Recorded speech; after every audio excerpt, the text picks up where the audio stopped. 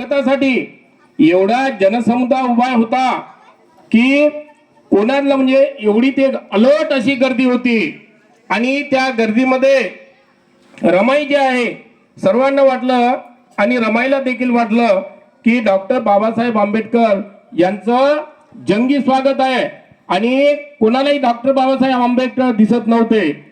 तिचं देखील असं मन झालं की मी देखील त्या ठिकाणी गेलं पाहिजे।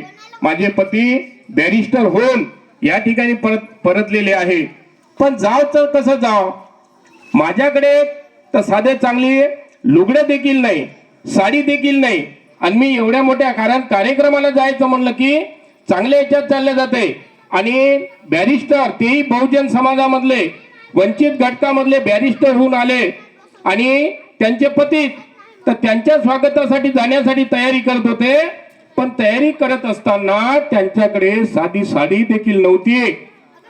तेव्हा त्यांनी पूर्ण घर पाहिलं आणि घर पाहिल्यानंतर जेव्हा राजश्री शाहू महाराज यांनी त्यांच्या घरी जाऊन सत्कार केला होता तर त्या सत्कारामध्ये एक फेटा होता, जो फेटा दिसायला चांगला होता।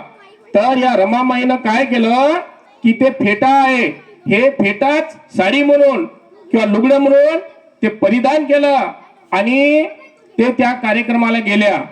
पण कार्यक्रमाला गेल्यानंतरही रमाबाई एकदम समोर नाही गेली। एक झाड होतं आणि त्या झाडाच्या असं आडोशाला बसून रमाबाई तो सोहळा पाहत होती। ज्याचे पती बॅरिस्टर होऊन आले, हजारो लाखोच्या संख्येने ज्यांचं स्वागत होत होतं त्यांच्या पत्नीच्या अंगावर साधी साडी देखील चांगली नव्हती। मित्र हो, एवढी दारिद्र्यामधून डॉक्टर बाबासाहेब आंबेडकर यांनी स्वतःची प्रगती केलेली आहे। जेव्हा बाबासाहेबांचं लक्ष म्हणजे रमाईकडे गेलं तेव्हा त्यांचं मन देखील काही वेळासाठी त्यांचे डोळे देखील भरून आले की मी एवढा मोठा बॅरिस्टर आहे पण मी माझ्या पत्नीला जे आहे साधं चांगल्या प्रकारचं लुगडं देखील घेऊ शकलो नाही। मित्रहो, त्यानंतर अनेक प्रसंग घडले बाबासाहेबांच्या जीवनामध्ये।